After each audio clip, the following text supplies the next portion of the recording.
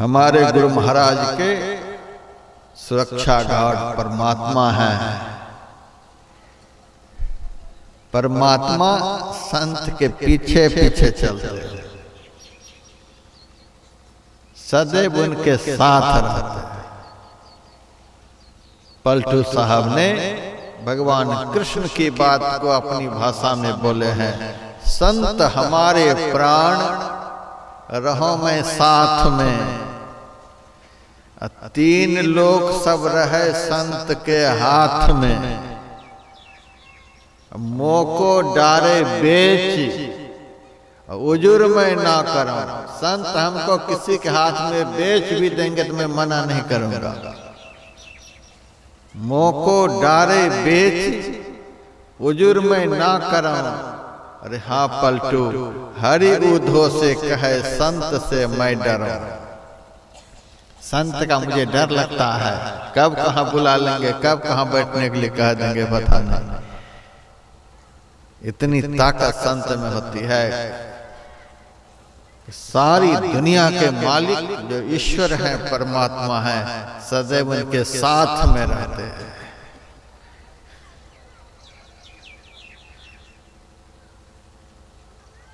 तो यहाँ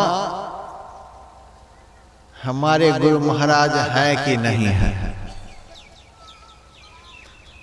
जितने सत्संगी भाई बहन हैं सब बोलिए कि यहाँ हमारे गुरु महाराज हैं कि नहीं?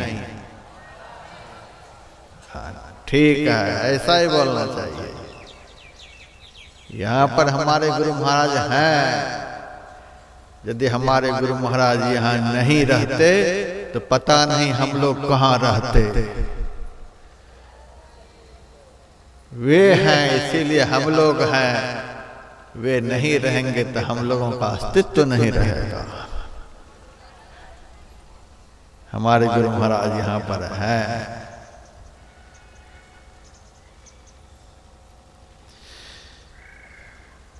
इस पंडाल में बहुत पुराने पुराने हमारे सत्संगी हैं। मैं करीब करीब को पहचानता हूँ।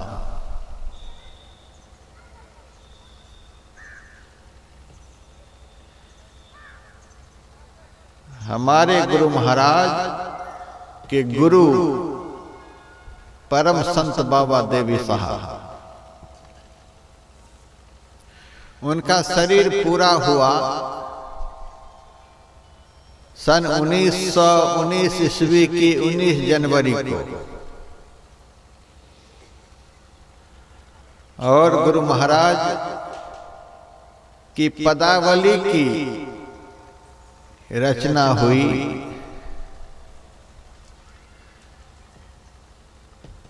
उस पुस्तक का प्रकाशन हुआ 1940 ईस्वी में। पदावली पुस्तक का प्रकाशन हुआ 40 ईस्वी में। बाबा देवी साहब का शरीर पूरा हुआ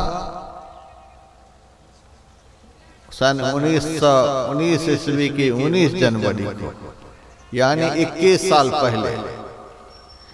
पदावली की रचना से 21 साल पहले बाबा देवी साहब का शरीर पूरा हुआ। फिर भी हमारे गुरुदेव ने पदावली में लिखा,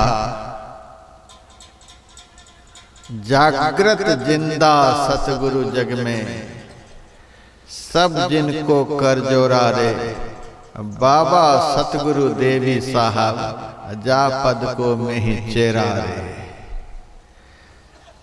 अपने गुरु के प्रति हमारे गुरु महाराज के अंदर में कैसी भावना थी, पदावली पढ़ करके देखें।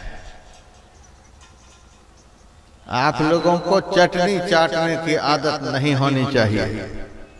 आदत होती जा रही है, लेकिन इस आदत को छोड़नी चाहिए। आप लोग गुरु महाराज द्वारा रचित साहित्य को पढ़ें। उस साहित्य को पढ़ें जिस साहित्य में गुरु महाराज का चरित्र, गुरु महाराज का ज्ञान भरा हुआ हो। इधर उधर हाथ पैर मारेंगे तो आप परेशान हो जाएंगे, भ्रमित हो जाएंगे। पदावली पढ़िए। गुरु महाराज को अपने गुरु के प्रति कितनी भक्ति थी, पदावली पुस्तक बतलाएगी। और गुरु महाराज में कैसी साधना की ताकत थी, उस साधना की अभिव्यक्ति पदावली में है। अपने सद्गुरु के प्रति भक्ति और अपनी साधना की अभिव्यक्ति, यही तो पदावली में है। तो देखिए कैसी भावना है बाबा देवी साहब के प्रति। जागृत जिंदा सतगुरु जग में। बाबा देवी साहब के लिए गुरु महाराज कहते हैं, हमारे बाबा साहब हमारे लिए 24 घंटे जगे हुए हैं, हमको देख रहे हैं। ए चुपचाप रहो।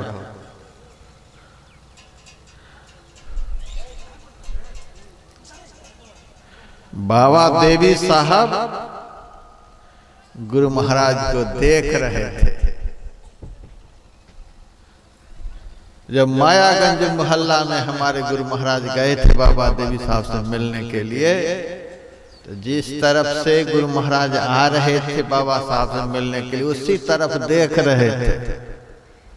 जैसे शरीर में रहते हुए देख रहे थे गुरु महाराज को, वैसे ही शरीर के नहीं रहने पर भी देख रहे थे। ऐसा विश्वास गुरु महाराज को बाबा साहब के प्रति था।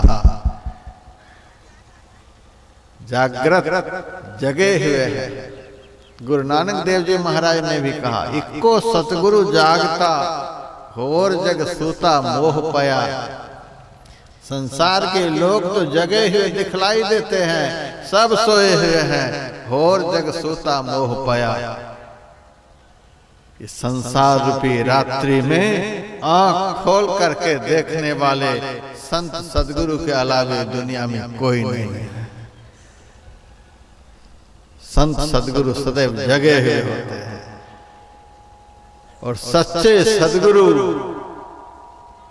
मैं सच्चे सदगुरु की महिमा क्या बताऊं। सच्चे सदगुरु 24 घंटे अपने शिष्य को देखते रहते हैं। हम पापी हैं, जन्म जन्म के अपराधी हैं, हम उनको नहीं देख पाते हैं, लेकिन वे संत 24 घंटे हमको देख रहे हैं। सदगुरु अपने शिष्य को सदैव देखते रहते हैं। मुश्किल कुशा है रूबरू जिसने तुझे पंजा दिया। हमारी कठिनाइयों को दूर करने के लिए हमारे सदगुरु सदैव हमको देखते रहते हैं। हमारे शिष्य कठिनाई में न पड़ जाए, मुश्किल में न पड़ जाए। एक बार कुपा घाट आश्रम में एक सत्संगी आए, सुल्तानगंज के थे। इस बार मैंने दिल्ली में भी यह प्रसंग सुनाया था। संयोग से उसके परिवार के भी कुछ लोग वहां बैठे हुए थे। सुल्तानगंज के सत्संगी आए, उनसे गुरु महाराज ने कहा, आप कहां से भी आ रहे हैं? तो बताया, दुमका जिला से। किस लिए गए थे? गुरु महाराज, एक बेटी शादी के लिए है, शादी के योग्य हो गई है, उसी के लिए लड़का खोजने के लिए गया था।